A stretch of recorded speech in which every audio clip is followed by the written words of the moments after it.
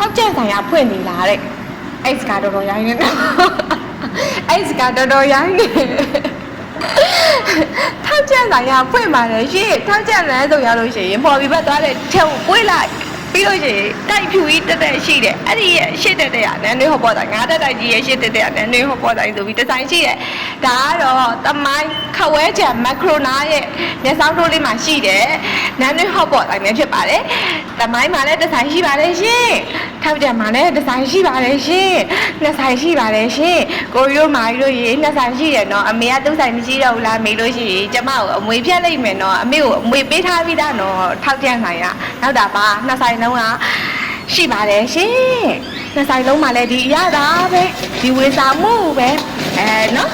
အကုန်လုံးတူတူပါပဲရှင်ထောက်ကျန်မှာနီးရသူကထောက်ကျန်မှာသွားစားပေးပါရှင်တမိုင်းကိုနီးရလူကတမိုင်းမှာလာစားပေးပါရှင်ရတာမကြိုက်ရင်ငွေပြန်အမ်းပေးတယ်နန်းလေးဟောပေါ်တိုင်းပဲဖြစ်ပါတယ်ရှင်ပါဆယ်ဝယ်သွားလို့တစ်ခုခုအဆင်မပြေတာရှိရင်ပါဆယ်ဘူးလေးကိုပြန်ပို့ပေးပါငွေပြန်အမ်းပေးပါတယ်ရှင်အားလုံးကိုကျေးဇူးများကြီးတင်ပါတယ်ရှင်